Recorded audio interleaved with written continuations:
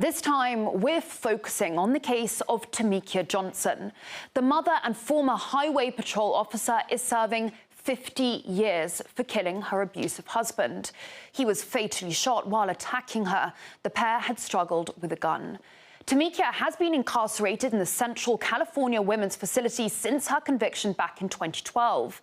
But for the last few months, she claims that she's faced fresh abuse, this time from her cellmate, a transgender woman. So, Tamika, the first thing I want to ask you is what contact you had with trans inmates and how that affected your time in prison. It had a very adverse effect on my entire well-being. He was very violent. He was very vulgar. He was, at times, not feminine at all. There would be times where he would have, strokes of anger, and he would start talking like a man. There will be times this particular transgender was so evil and meticulous about the way that we would clean ourselves, the way we would use the restroom. He would stand by the door to make sure that if you were doing number 2, that you cleaned up behind yourself appropriately. Like, you can see his feet from the bottom of the door just standing there, waiting for you to finish using the restroom. And if you didn't do the things that he wanted you to do as far as cleanliness, the way he wanted you to do them, then he would say something to you. He would confront you, make you go back in and clean the restroom the way he felt the restroom should have been cleaned. Same thing with the floor. We have this floor that sometimes we can wax our floors here.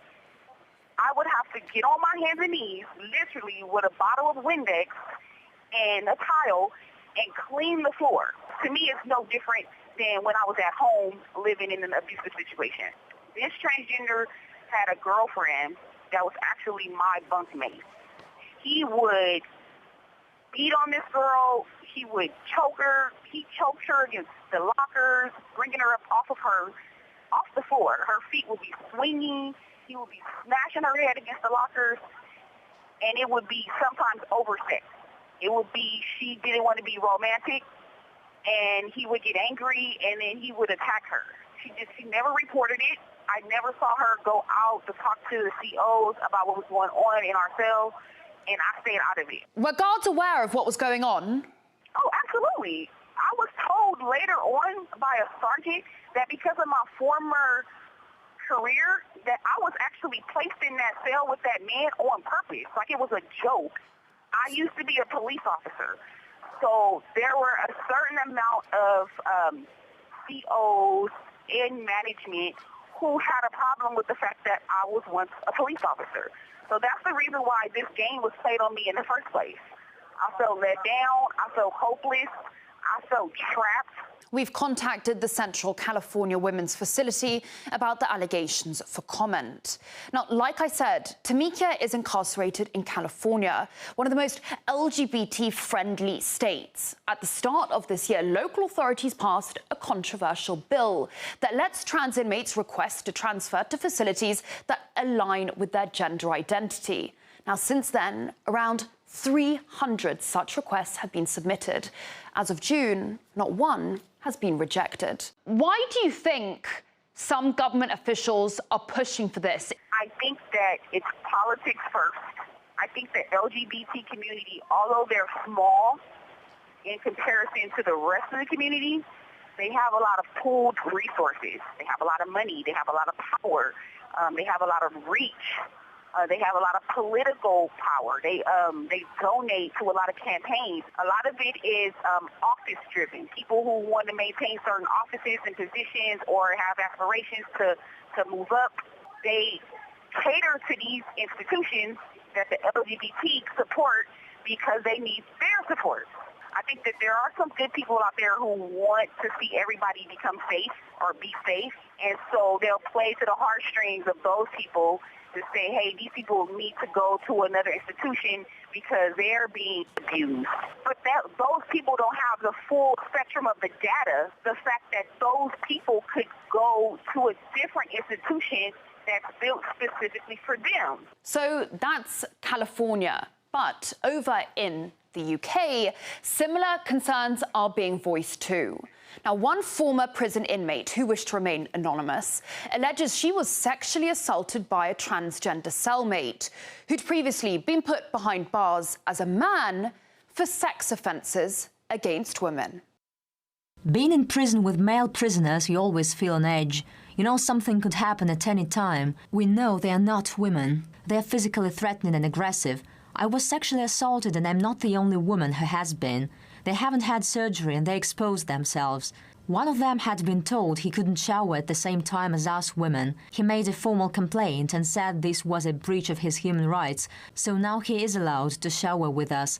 And because he now has that right, the other males have that right too. Current UK law allows inmates to be housed in prisons which suit their declared gender, regardless of whether they've had gender reassignment surgery.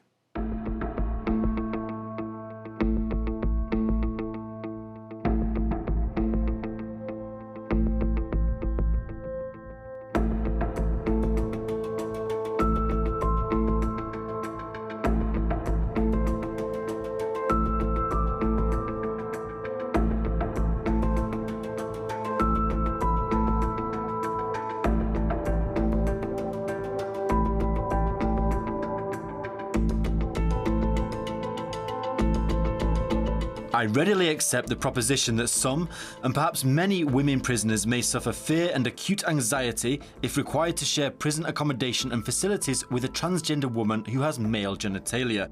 However, the subjective concerns of women prisoners are not the only concerns which the defendant had to consider in developing the policies.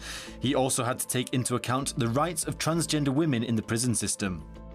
By bringing this challenge, I did not seek to prevent trans women in prison from living in dignity or to exclude all trans women from women's prisons. However, I feel that trans women who have a history of violence and sexual offending against women should not be in a situation where they can put our safety at risk. Kate Coleman from the Keep Prisons Single-Sex Campaign Group believes the current regulations are making a mockery of the segregated prison system.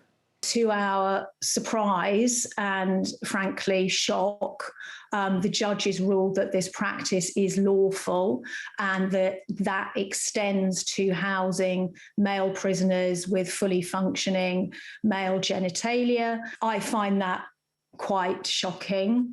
And if it is lawful to hold males convicted of rape alongside women who've been subjected in their lives to serious sexual assault, then the law needs to change. We have a law in the UK called the Equality Act from 2010. Basically, it's anti-discrimination law. However, we have in that law the single-sex exceptions, which provide that in certain situations where biological sex really matters. And, you know, as women, we all know when that matters. It is not discriminatory to make those single sex for females only and to exclude all males. And that includes males with the protected characteristic gender reassignment and those who have a gender recognition certificate. Now, it seems that this provision is simply not being used. We found in recent months that it appears not to apply to women's prisons. It appears not to apply to female wards in NHS hospitals. It appears not to apply to changing rooms and girls' toilets in schools. So when does it apply? I mean, this is an excellent question. When does it apply?